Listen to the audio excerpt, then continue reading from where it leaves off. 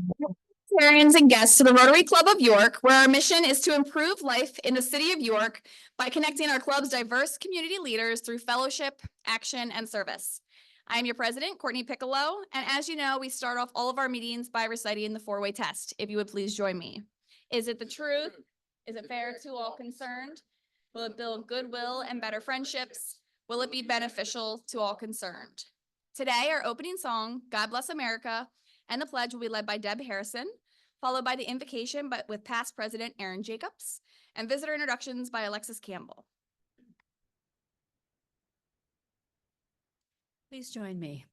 God bless America, land that I love. Stand beside her and guide her through the night with the light from above. From the mountains to the prairies, to the oceans white with foam. God bless America, my home, sweet home. God bless America, my home, sweet home. I pledge allegiance to the flag of the United States of America and to the republic for which it stands, one nation under God, indivisible, with liberty and justice for all. Rotarians, please join me in prayer. Dear God, we give you thanks for such a beautiful day where we gather together in the name of Rotary and of service above self. We ask a blessing upon our food and our fellowship and our program today. We ask that you grant us compassion, grace, and understanding as we share viewpoints when it comes to politics and the state of our nation. We ask that you give our club leaders, including our board of directors, our committee chair, our executive director, and our executive leadership, a sense of wisdom as they conduct club business. And lastly, Lord, we ask a prayer of love and safety on all Rotarians who are not able to join us today. All this we ask in your name, amen.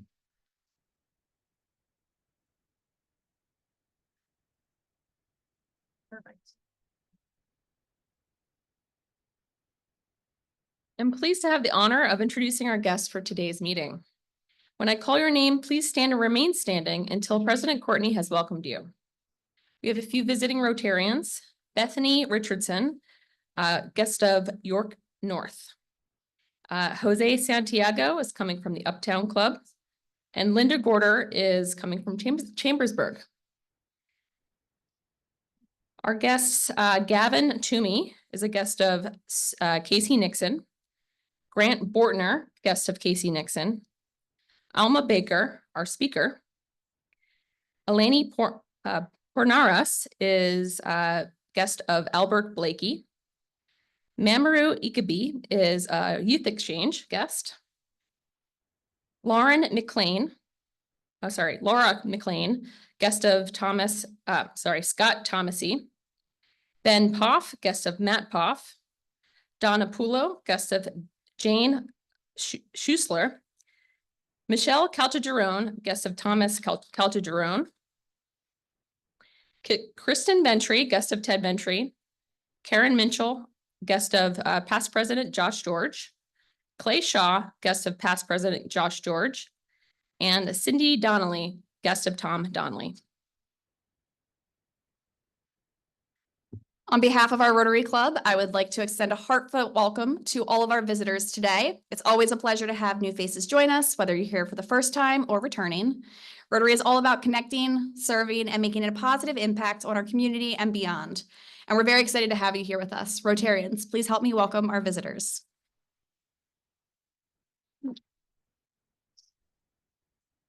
And now for some announcements.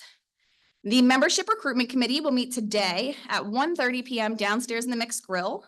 The Youth Literacy Committee will meet on October 25th at 9 a.m. on Teams. The Communications Committee will meet on October 29th at 4:30 at George Street Bistro. And thank you to all of the generous members who made donations to the hurricane disaster relief. With your help and a grant from our York Rotary Foundation, our club donated $13,000 to the American Red Cross to help those impacted by Hurricane Helene. So congratulations to members again. Thank you for everything you guys did to raise these funds so quickly. Last week, our district had a Ride for Polio event. The purpose of this cycling event is to raise awareness and funds for Rotary's global campaign to eradicate polio. And I'm happy to report that they raised $1,000. The ride took place this month because tomorrow is World Polio Day. And as many of you know, Rotary has been working to eradicate polio for more than 35 years. The recent detection of polio in Gaza is a stark reminder that as long as polio exists anywhere, it is a threat. And Rotary International committed $500,000 to bolster an emergency polio vaccination campaign in Gaza. This contribution represents Rotary's sustained support to the World Health Organization in combating polio globally, and Rotary will continue to work with its partners in the Global Polio Eradication Initiative and other agencies as vaccination efforts unfold. Here's a short video that I wanted to share with you about Rotary's efforts to eradicate polio. Right now, at this very moment, there's a movement happening. See, Rotary sparked an idea that was once unthinkable, ridding the world of a horrible disease, polio. A global community of scientists, advocates, governments, and health workers, people all doing their part to beat the unbeatable, track the untraceable, reach the unreachable. And it's all happening right now, people.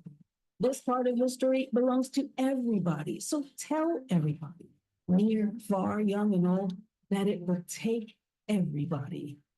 Because legacies aren't forged overnight. Making history isn't instant. In the decades since Rotary and its partners started this journey, billions of children have been protected from polio. But we still have work to do. And this part's on us. All of us. Part-time, full-time, full stop. Right now, no breaks, no indifference. You and me. Because polio isn't unstoppable. We are. Together, we end polio. So it's been 35 years that Rotary has been trying to eradicate polio, and we will not stop until it is eradicated. All right, switching gears, and now I would like to invite past President Mike Summers, Chair of Program Committee, to the podium to give you a committee spotlight report. As Mike is making his way up, I want to give a little more background around what a committee spotlight is. The purpose of doing a committee spotlight is so that a committee can share awareness of what they do, as well as share how their committee ties into our club's mission statement and strategic plan. So, Mike, take it away.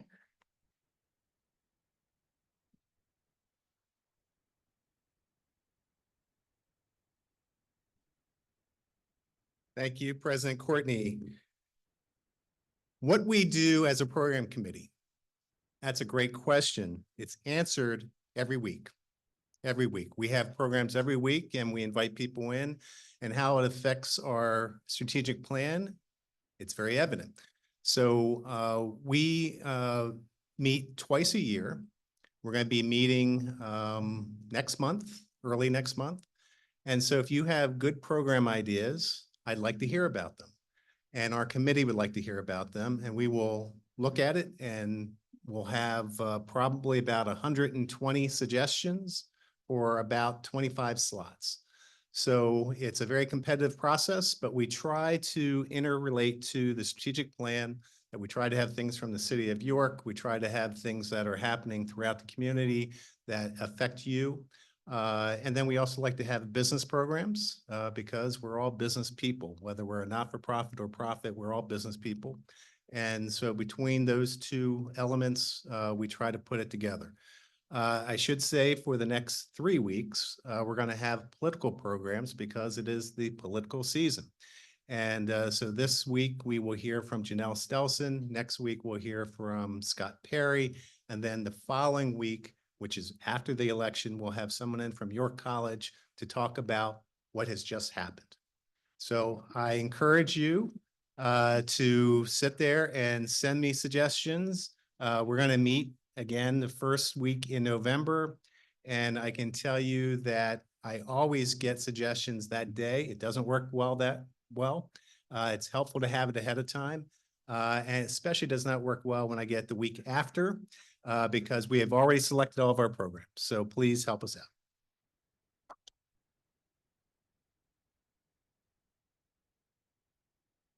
Thank you, Mike. And now I would like to invite past President Brian Tate to the podium to introduce our speaker for today.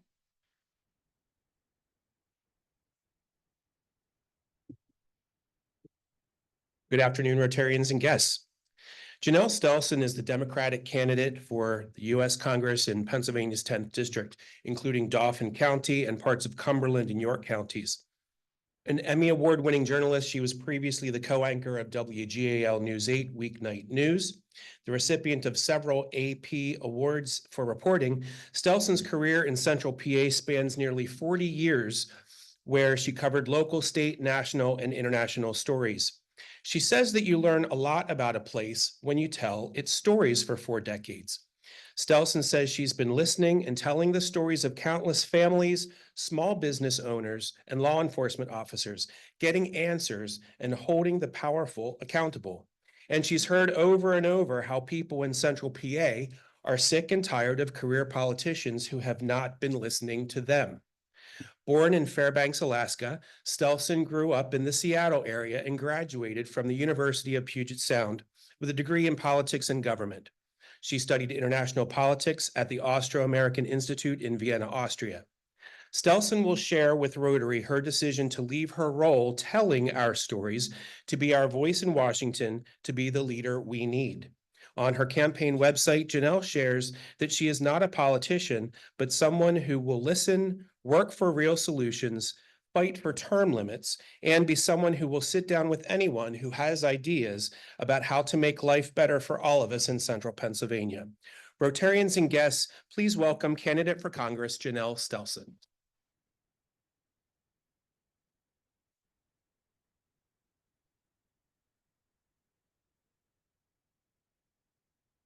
Well, thank you, Courtney, Brian, Mike, Ben Ott, who used to be a WGAL photographer and is now running things at his station in Baltimore. Chris Top, where are you, Chris? Said the nicest thing to me. He said, "I'm so glad you're off the news now." I'm gonna take that as a compliment, Chris. And he is, of course, engaged to former WGAL's Heather Warner, who was on Fox for quite some time as well, who is a dear friend and one of the most talented people I've seen at any level of the news. So way to go, Chris. All right. Great to see so many friends. Some of you old, and I don't mean age-wise, but some of you friends over the years, and hopefully some new friends as well. It's wonderful to be here. Thank you for the chance to get to talk to everybody. In a commercial that's not slamming at you from your TV set or your computer or something like that. 13 days, but who's counting? And Brian said something very important when he said the word listening. Before we go into that, I just want to say your Rotary 4-way test is like, I think they should use that in Congress. I was looking at it. Is it the truth? Congress and all the ads you see too. Is it fair to all concerned? I know I'm preaching to the choir here, but will it build goodwill and better friendships? For heaven's sakes, let's reach across the aisle and get something done, folks. And will it be beneficial to all concerned? I think those would be a really, we should hang that right where you walk into the chambers. Anyway, one thing Brian mentioned was that I've been listening. That's not going to change. I no longer have a bright light to shine on the issues and concerns that you tell me about and the problems. But what I do have, hopefully, is, you know, after November 5th, we'll see. But I have the ability after then to carry your voices to the halls of Congress and make sure that what you care about is dealt with. I would offer that for the past 12 years, we have not had representation. We've had somebody who is, I think, trying to make, you know, I don't know, and you'll hear next week all about what goes on in Scott Perry's head. But I feel like we've had somebody who's kind of making a name for themselves in Washington and not tending to the things that people tell me they care about. I hear an awful lot on the campaign trail about affordability. I hear from people who are pinched and they're having to make tough decisions about whether they put food on the table, gas in their tanks. And as you know, we got a lot of rural areas around here where gas is pretty important if you want to get where you're going. Or if you can pay your rent or your mortgage. Prices there are far too high right now. There's not enough stock, I guess you would say, available, and that needs to be worked on. And sometimes the choice is, do I take my life-saving drugs? I would also point out that Scott Perry voted against the government's ability to negotiate prescription drug prices with pharmaceutical companies, which is a big deal. It's going to save you and me, the taxpayers, about $110 billion in fairly short order. And maybe some families won't have to make those hard decisions. He also voted against a cap for insulin, which is very important to a lot of people. You know, I don't know where everybody came from today, but chances are there is one exit off of 83 as you're coming from Harrisburg to get here, where I literally felt like I hit an IED. I can't remember exactly which exit it is, but I came around and it just shocked me. And these are things the infrastructure plan is taking care of. You know, just from Harrisburg to the West Shore in Cumberland County, we have, I think, 8 bridges, including the world's longest Stone Arch Bridge, which just carries rail traffic, which is down by Fort Hunter in Susquehanna Township. So our bridges are crumbling. The roads are pocked with axle bending potholes. And these are also really good paying, in many cases, union jobs in the infrastructure plan. And Scott Perry voted against it. Again, I don't know why. You'll have a chance to ask him if you like, but these are the kinds of things I would submit. And I'm hoping we have a really good mix in here of Republicans and Democrats. And I would submit that Scott Perry in no way, shape, or form represents Republicans anymore. He's the only one in Pennsylvania's entire congressional delegation, which is on the conservative side, quite conservative. He's the only one who voted against housing homeless veterans. He voted against additional health benefits for military men and women who breathed in toxic burn pits in war zones. He voted against protecting firefighters from some of the toxic chemicals in their gear, some of the PFAS in their firefighting gear. He voted against giving resources to some of the most vulnerable among us, young people who'd been sex trafficked. Again, you'll have a chance to ask him questions. I don't understand this. It was the only one who voted against giving medals to the police, the Capitol police officers and the rest of the crew that protected our bastion of democracy on January 6th, who protected his life and the lives of his colleagues. He's the only one who voted against giving them a medal in Pennsylvania, and one of only a handful in all of Congress. It was a bipartisan measure. Let's talk about January 6th a little bit. And some people have moved on. Some people can't let it go. I think that when you take an oath to the Constitution, it means a lot, and you need to honor it, whether it's in the military or in our government. And I feel he did not honor that oath. He was so deeply involved in the planning of January 6th, in which people died, the deadly insurrection, that he was investigated by the FBI and they seized his cell phone. Now, I just did a debate at WHTM the other night with him, and he said he was never under investigation. That's not true. Ask anybody on the January 6th committee. Ask Liz Cheney. Ask Cassidy Hutchinson, who worked in the White House at the time. They all say he did it. And afterwards, he took me aside because during the debate, I had said, I don't think you ask for a presidential pardon if you don't think you've done anything wrong. He took me aside afterwards and he said, I never asked for a pardon. And I listed a couple names and I said, why would they lie, Congressman? I don't know. Just look at the logs. Look at the logs. I'm not sure exactly which logs he's talking about, but maybe you want to ask him next week. I do know that the FBI doesn't just do a lot of investigations for the fun of it.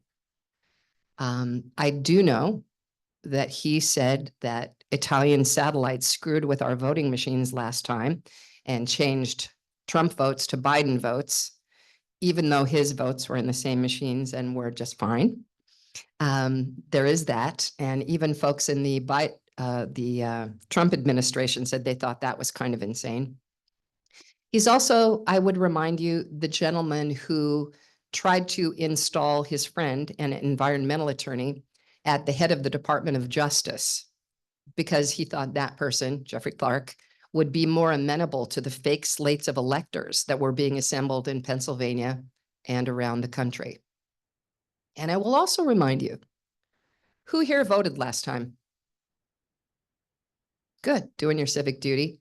He voted to overturn all of your votes.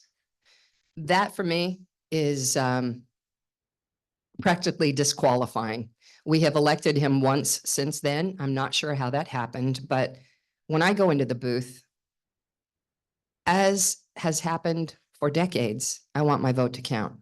So I'd like you to keep that in mind. And it's my understanding there are already folks being assembled to, if not overturn, seriously question the votes if the right people don't win this time. That's a shame for me. You know, this is a group founded on civic duty and doing the right thing. Again, disqualifying for me. I've had a unique vantage point over the years, basically sitting on the front line. January 6th, if you didn't like what you were seeing after a while, as we all watched in horror, you could turn the TV off. I could not. 2 years ago, when the Supreme Court handed down the Dobbs decision, I was live on the set and looked out into the camera in, at the time, my best nonpartisan way, and had to tell every woman watching, everyone watching, every woman especially, that her rights had been rolled back 50 years. And that in many cases, our grandmothers, our aunties, our mothers had more rights than our children are going to have, or our nieces or our grandchildren. I'd like to take care of that when I get to Congress. And that is something you all have been telling me crosses party lines. Turns out that women think they can be in charge of their own bodies. They don't need Scott Perry or any other congressperson or anybody in the government telling them what to do, especially in the cases of their most intimate decisions that they have to make about their reproductive health care. They think it should be their decision with their doctor and whoever they bring into the conversation. I have an 89-year-old Republican, staunch Republican mother, and she's one of those who says, nobody will tell me what to do with my body. I'm pretty sure I'm not having a little sister anytime soon. But, you know, this is one of those things that crosses the partisan divides. And I just think Scott Perry, when we got his reaction after the Supreme Court decision, as we always do on Supreme Court decisions, we talk to our local Congress people, see how they voted, get their reaction. And Scott Perry was dancing a jig that night because for the past 7 years, he has sponsored the Life at Conception Act with no exceptions, not for rape, not for incest, not for life of the mother. It's a nationwide abortion ban. He feels the same way about IVF. He's been trying to walk it back because he found out how deeply unpopular it was in Alabama. And I'm the kind of person, and I've been hearing from a lot of you, you don't want government involved in telling you where, how, if to start a family and how to expand your family. I just don't think the government has any place in that decision. Well, this wouldn't be a fair show of hands, but let's talk about Social Security. It's a concern for a lot of folks, even if you're younger and looking forward to it later in life. For some folks, it's the only source of income they have after they retire if they don't have a pension or significant investments. Needs to be adequately funded. It's the government's promise to those of you who've been paying into it, some of you since you were teenagers, and it needs to be there. America needs to not renege on its promises, especially to its own people. On Scott Perry's own website, he said he would cut benefits for Social Security, raise taxes on Social Security, and perhaps increase the eligibility age to 69. A lot of folks I talk to say, I've been working since I'm a teenager. And some of those years where, you know, whether you were loading heavy boxes on a dock or cleaning houses or, you know, delivering heavy boxes of things, people say, I can't work till I'm 70. I'm broken. I want to sit down for a minute. I want to do what I want to do, not what some boss is telling me to do for a while. And I'm a staunch advocate of that. you know, we absolutely must keep it solvent. There are ways to do that. There's plenty of money that's being wasted in government right now. And I think that, you know, we need to do audits in different departments, see if they need all the money they're getting or if they need more money than they're getting, and adequately fund the promise that was made to you. Let's talk about immigration. And I think here is where you see my approach to pretty much any problem. We must secure our border. It's absolutely an issue of national security, one of the most important issues of national security. We can talk about AI and Russia and China and North Korea and Iran. You know, we can talk about whatever you'd like to talk about when we do our question and answer, but the border, you know, we saw Scott Perry fly down on the taxpayer dime a couple of months ago to tell us we had a problem. Show of hands, anybody who didn't know we had a problem at the border? Okay, that's what I figured. Flew there on the taxpayer dime and pointed to the Democrats and said what a problem it was. I would submit both parties have been botching it for decades, and we've got to get it right. I was approached by a woman on the campaign trail who told me her daughter had died of a fentanyl overdose. I feel bad. I'd like to entertain you more and make this happier and be telling jokes, but this is pretty serious business this time around. This woman, I'll just use her first name, Joanne, told us that her daughter had died of a fentanyl overdose. She went on, and I think this was partly her way to introduce us to her daughter. You know, she said she was a cheerleader. She was on the homecoming court. And I think it was her way to say, this is not somebody you would think would be, you know, lying in a ditch somewhere, foaming at the mouth. She talked about securing the border. She talked about trying to get help while her daughter was still alive and was struggling with drug abuse, substance abuse. I think these days it's called it's called something different. We always called it drug abuse back in the day. But anyway, she talked about it and talked about, you know, just how important it is to get services. She thought her daughter would still be alive if we could secure the border and get her some services. She's very sad. And I promised her I would work with anybody to get that accomplished. I'm not going to point at the Republicans. I'm not going to point at the Democrats. This is an American problem, like so many of our problems. And I promise you, if you are kind enough to give me consideration and vote for me November 5th, this will be my approach to our problems. I don't care what party you're in. I'll work with anybody to achieve what we need to achieve and carry your voices to the halls of Congress. Thank you.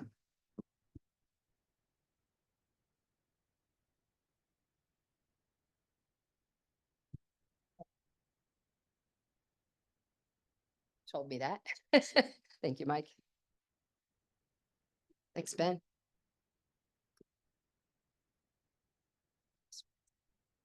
Get a good picture of everybody. This is like good on the stage up there. Okay, everybody smile. It's just such a good gathering. Fantastic. Thank you. All righty. Okay. So Janelle, first, thank you for coming. We really appreciate it. I feel like it got kind of dark. I feel bad about that, That's but all we right. do have a lot of problems that are really important. That's all right. I'd like to start with asking probably the most distracting question, which is, where do you live? Do you live in the 10th Congressional District or do you live outside? Well, as you know, the lines have been redrawn. I do live a few miles outside, but I have lived in this area since 1986, lived and worked. 4 places in Dauphin County, 3 of them in Harrisburg, the first one, 122 South Street, right around the corner from the Capitol. And I also lived while I was married in Camp Hill and New Cumberland. And more importantly, I've been working every nook and cranny of this district since 1986. Not only do I know the area like the back of my hand, in fact, my team is always like, what time are you going to be at whatever event? And I say, I don't know, I'm not using navigation, probably 12 minutes. And this area knows me. You've seen me for years. You know that I'm honest. You know that I listen. And those are 2 of the most important traits I'd like to take to Congress. Okay. So you do not live in the 10th. You live in Lloyd Smucker's district, correct? What is the law as far as you need to live in the 10th district sooner or later? Is it, There's no law, but I do plan to. okay, so there's no law that says you need to move? No, you have to live in the state. Okay, Not from Pittsburgh, not from Philly. I'm from here. okay. All right, very good. And why not Lloyd Smucker? Why Scott Perry? When I decided that I wanted to leave the job that I loved, I left because Scott Perry is a threat to democracy. Lloyd Smucker, I don't really share his worldview, but Scott Perry is somebody, I've had Republican members of Congress come up to me whom I have no relationship with, whether it's text, phone call, or in person, and tell me you have no idea what a favor you'll be doing this country if you're able to unseat Scott Perry. That's big. That's Mhm. really big. And I think that's the reason our race is getting so much national attention as well. You know, we've been followed around on the campaign trail by the New York Times, the Washington Post, Politico, because this is such a big deal for the country. Because as head of the Freedom Caucus, he has been the chief obstructionist in this 118th Congress that has accomplished fewer pieces of legislation than at any time. The last I read was in 1859, but let's just say in the last century.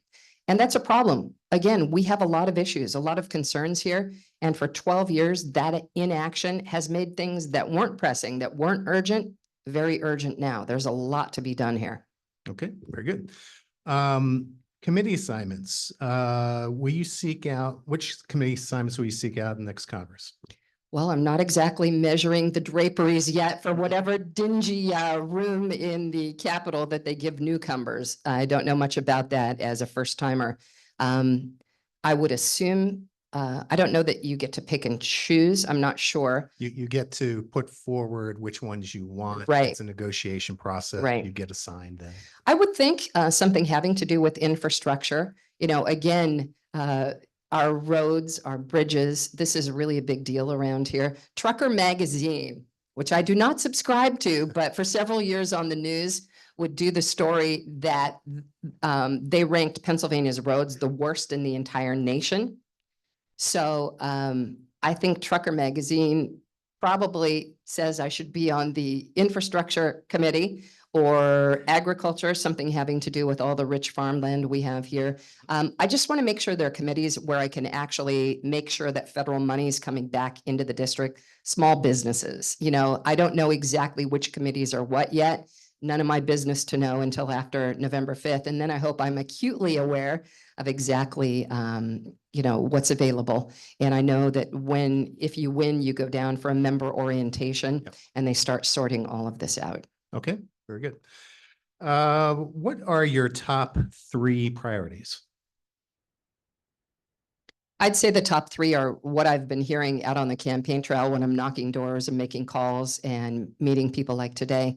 And those would be affordability, which I outlined earlier. You know, the fact that people are pinched and having to make the hard choices about food on the table, gas in the tank, paying rent, mortgage, you know, taking their life-saving drugs. That's a big deal. The reproductive freedom is a really big deal and crosses partisan lines. And the other thing I hear, and I think it's kind of morphed from the January 6th message, but people tell me they think Washington is deeply broken. Many of them bring up term limits. I used to think that term limits were what every election is if you, you know, do your homework. But a lot of people don't do their homework. I would propose a 12-year term limit for both parties. That, you know, some people are like, well, people in the Democratic Party have been in there forever. Well, in both parties they have been. And I would submit, or what people have been telling me, is they don't really want people sitting there forever. They want some fresh representation. And they also don't like the idea that Congress people are privy to insider information, Wall Street trading, that the rest of us do not get to know about. And in many cases, they and their families become wealthy. They think that's unfair. They think that you shouldn't become a lobbyist who makes a ton of money, you know, off of your former relationships in Congress after you're out, whether you were ousted or whether you chose to leave yourself. They don't like that because, again, you have the ability, you have undue influence on your former colleagues, in some cases, access to them right before votes. So, you know, there are a lot of things that are broken about Washington, and I really relish, as somebody who has watched politics and covered politics. I moderated Scott Perry's last 2 debates. So it was very interesting being on the other side of the microphone from him this time around. But, you know, I would say they're not wrong. Washington, a lot of what I see is broken. So those would probably be the top three. You said term limits. So did Scott Perry say he would only be there for 12 years? Scott Perry said he would only be there for 6 years. 6 years. He is now seeking his 13th. Okay. I think 12 years is fine, especially since he's already served 12 years. I'd like to limit him myself if he won't do it. And by the way, I would limit myself as well. Okay, very good. Voters are increasingly frustrated by the extreme divisions between parties. You'd mentioned this earlier, but I'd like to have an expansion on it. What's your plan for bridging the divide between parties and effort to work collectively across the aisle? Like any good marriage, if you want to accomplish things, if you want to be together a long time in a fruitful fashion, communication. You got to reach across the aisle. You know, these are people who I envision spending time with.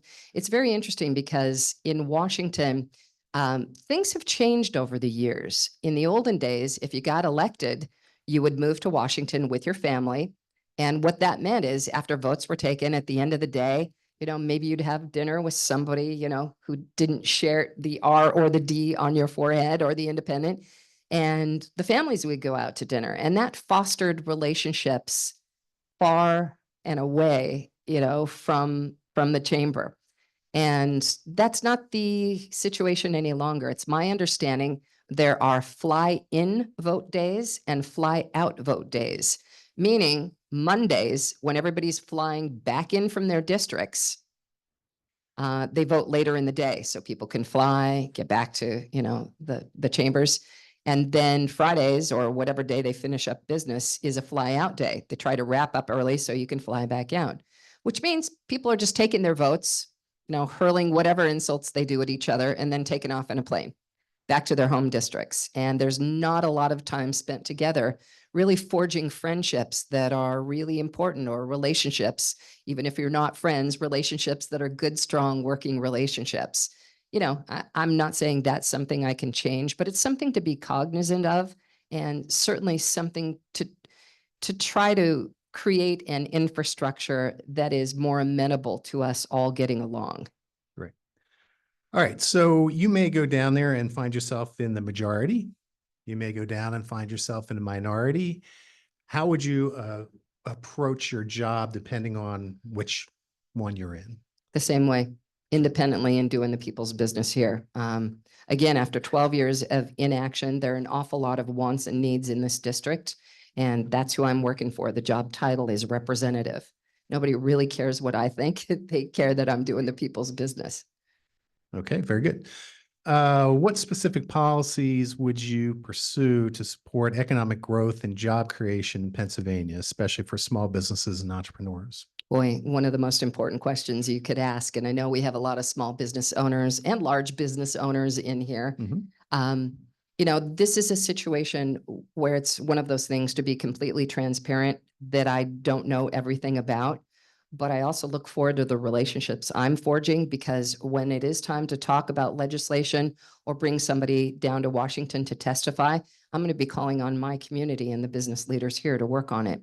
I was out at, well, let's say on Juneteenth, I was on City Island, and there were a number of people with very successful small businesses with kiosks and tents set up, selling whatever they were selling.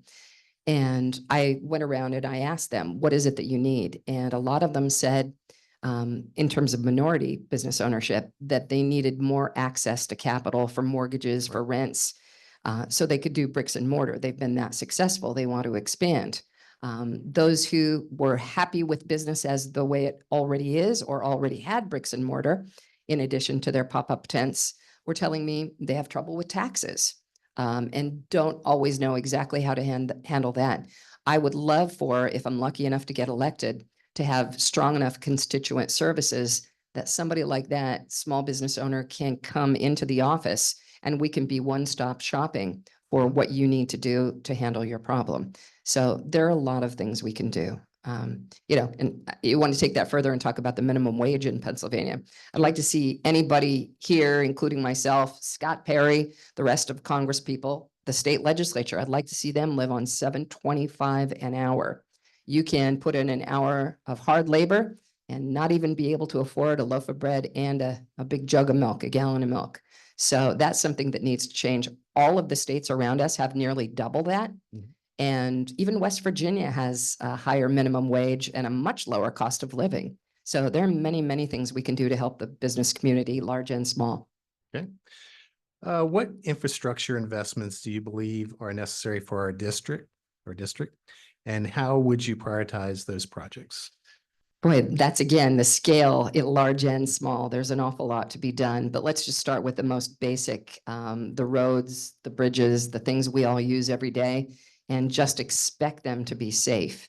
You know, our infrastructure is crumbling again, and it's really important that it's being tended to now, but far and above, you know, we'll see what the infrastructure plan can do for us. If we need additional money on those fronts, certainly happy to help with that. Okay. Going to Social Security, I heard, I think, what you said, but I'd like to explore that just a little further. So you're opposed to cutting benefits Yes, I am. or raising taxes? Yes, I am. To address Social Security. So they have an impending deficit that in 2035, it's going to be does not have any surplus in order to help pay for benefits. We're going from having 4 to 5 people working for every one person retired down to about 2.5.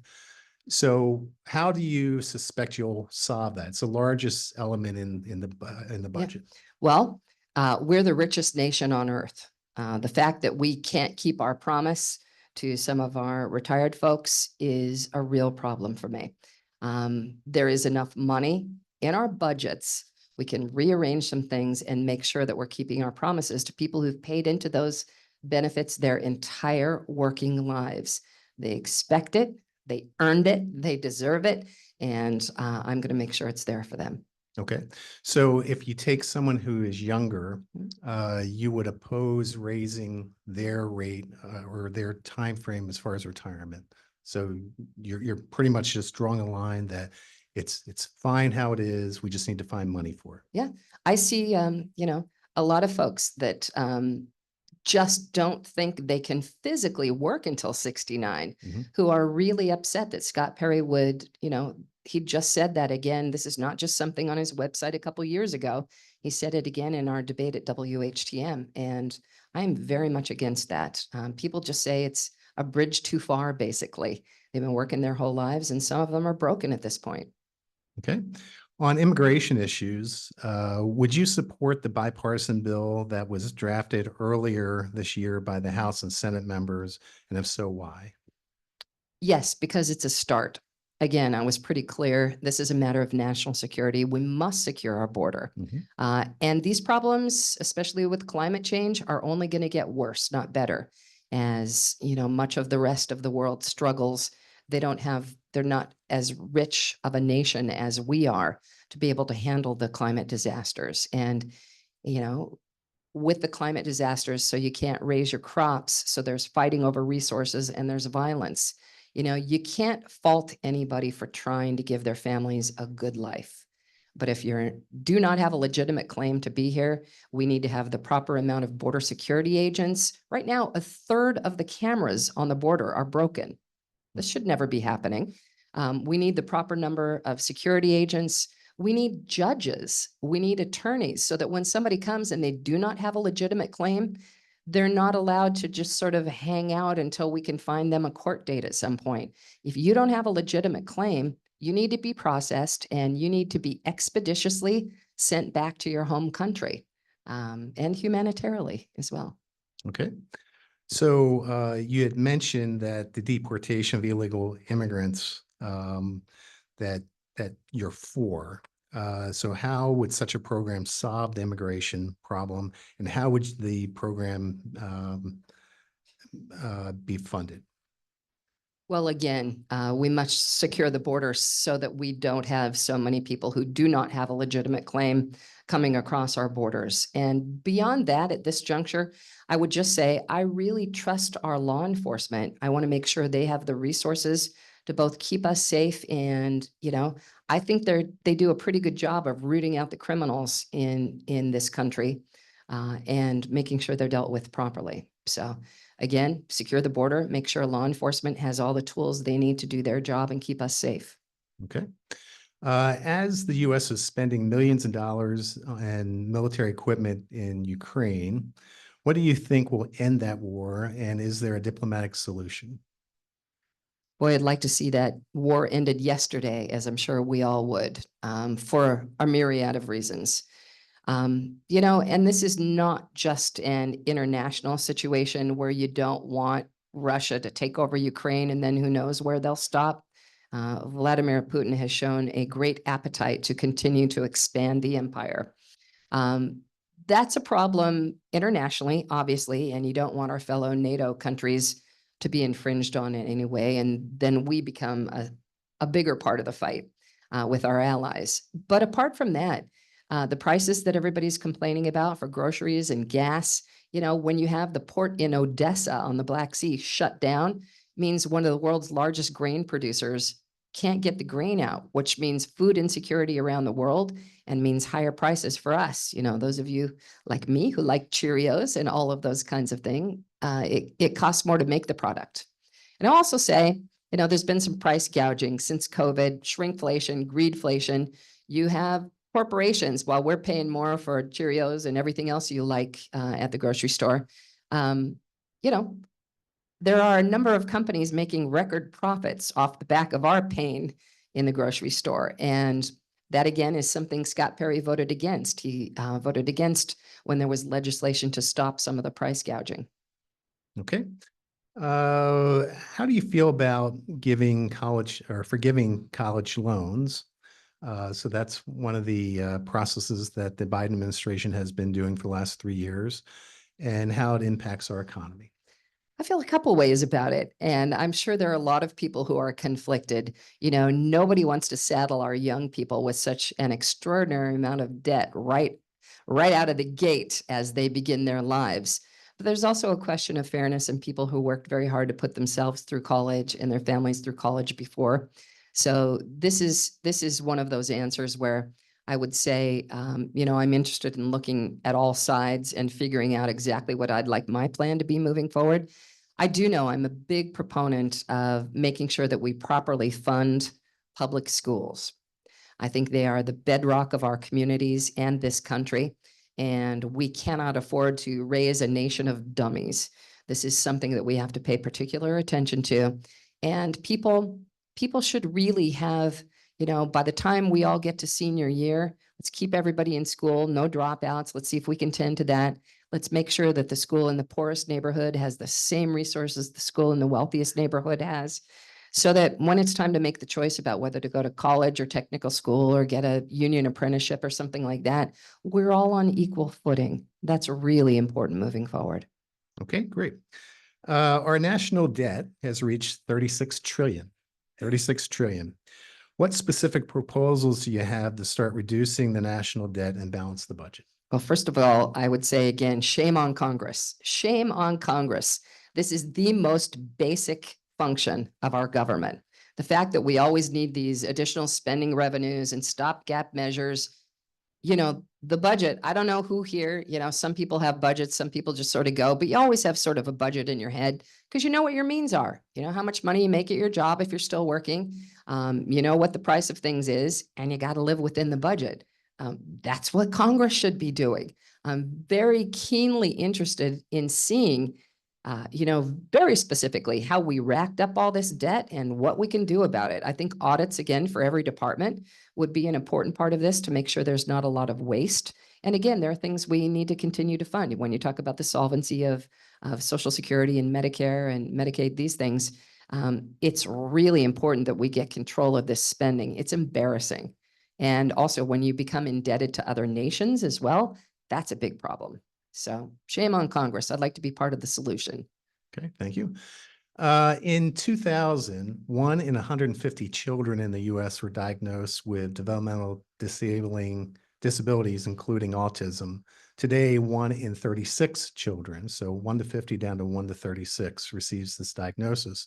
While many attribute this to improved diagnosis, the diagnostic creates lifelong challenges. As a U.S. Congressperson, what will you do to investigate the cause of this alarming trend and take action to improve health outcomes for our children? Well, I would go to the experts. I'm not a healthcare professional or a doctor or a clinical diagnostician or, I'm not involved in the healthcare field. This is really important. For years I've been editing in my TV job. And when I started this campaign, I edited down what I thought we really needed to do to move forward in the best possible fashion. And for me, it was, we need to be safe. We need to be healthy. We need to be well-educated, and we need good paying jobs to sustain our families and communities. And, there are a lot of aspects to all of that. But I would go to our healthcare professionals on any of this, including our local folks, and make sure you're the ones involved in the solutions. I don't care if you're a Democrat or a Republican. Again, these are American problems. We have to get help to the people who need it the most. And I would say for me, that old cliche, we are only as strong as the weakest among us, is really important and true. And it seems like that's kind of what Rotary is founded on in your service as well. Okay, thank you. What's your action plan to assure election integrity in Pennsylvania? And will you accept the automatic outcome for the state? I believe in the democratic process. Of course, I would like to win, but if I don't win, I'm not going to start throwing my marbles at somebody. That's the way it goes. You win some, you lose some. And I respect the integrity. I'm really embarrassed, and the rest of the world is watching us. After January 6th last time, I hope there are not problems. I was just listening to NPR this morning on the drive over and was hearing about, I think they were interviewing a psychologist talking about how sort of the anxiety levels in all of us related to Election Day, when it should be exciting. We should be looking forward to whatever leader we get. There is a lot of anxiety surrounding this, and I would submit it's partly because of all the trouble last time. It's ridiculous. The peaceful transfer of power. Again, this is one of the biggest reasons I'm running against Scott Perry. The fact that he would go against that and vote against our votes, vote to overturn our votes, is a real problem for me. I trust the process. I think we have wonderful Republican, Democratic, independent poll watchers, poll judges, everything that you need, especially because of last time, are in place, and we need to trust the process. I mean, it's one thing to ask a question if you see that something is blatantly wrong somewhere, but it's quite another thing to actively try to overturn the vote. Okay, great. So the last question before your close is, if you had an opportunity to have lunch or dinner with anyone in the world, past or present, famous or not, who would it be and why? Oh, man. Present table excluded. Gosh, you could say, you can approach that. I'm a Gemini, so I think of all the possibilities. Jesus, Martin Luther King, my grandmother. My grandparents actually both worked in the White House and were in the Foreign Service. My grandfather was the first ambassador to Austria after World War II and helped divide Vienna into 4 parts. He drafted that treaty to kick the Russians out. So, my grandparents would be, I went, can I make it a larger dinner party catered by whoever I want? So there are a lot of folks, I invite you all too. This has been a pretty nice lunch. I don't mind having dinner with you as well. I'm just somebody who's interested in pretty much what anybody has to say. As somebody who's been telling your stories for the past years, I on the campaign trail the other day here in York County, I went to a woman's house. She's a Republican. She was backing into the driveway in her red SUV. She's like, "Oh, Janelle, I voted for you. I'm a Republican and I voted for you," which are my favorite words in the English language right now. And she said, "My husband Sam did too." And I said, "Well, that's fantastic." I said, what do you hope to see from your next congresswoman, your first congresswoman? We've never had a woman here. And she said, how do you feel about smoking in casinos? And like the crazy things you hear. And I looked at her, and I'm a truth teller. I said, well, I've not given that a lot of thought. You're the first person who's really brought it up. And, I was as surprised as anybody else would be. And I said, well, what do you think about it? And I came to find out she works for the Lung Association. So there was a reason she was asking. But, I relish what anybody who would attend that dinner would have to say. I'm always interested in people's stories. I love hearing them. And I hope to be able to make a real difference in our lives by carrying those stories and what I hear to the halls of Congress. I would be so proud to be able to do that.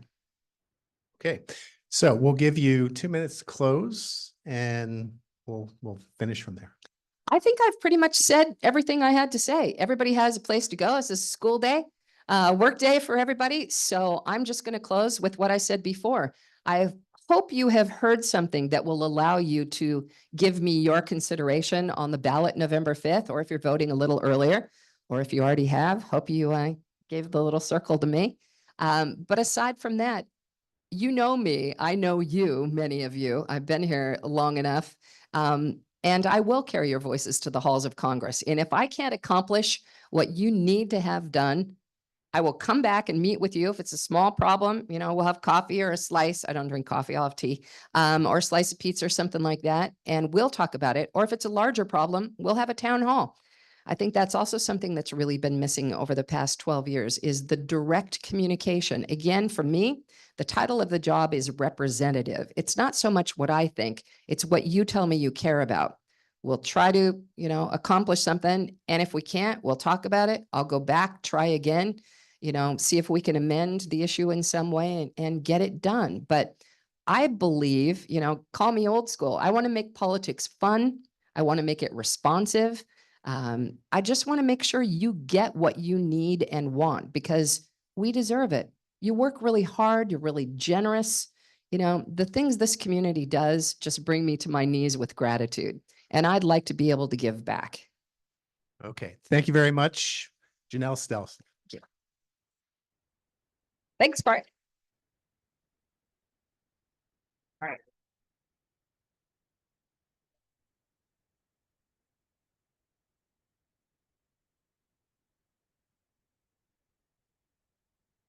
Janelle, thank you for taking the time to address our Rotary Club today. We really appreciate your insights and your commitment to our district.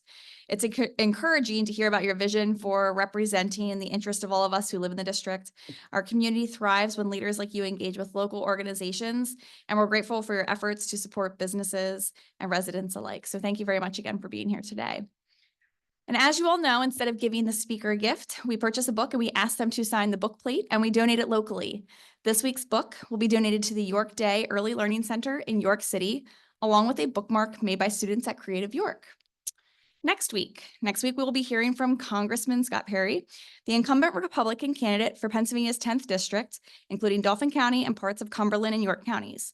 He retired from the U.S. Army at the rank of Brigadier General in 2019 after nearly 40 years in uniform, and he is a member and former chairman of the House of Freedom Caucus and previously served 3 terms in the Pennsylvania General Assembly. He'll speak to our club about his record and why he believes he is the best person to represent the 10th district in Congress. This meeting is now adjourned.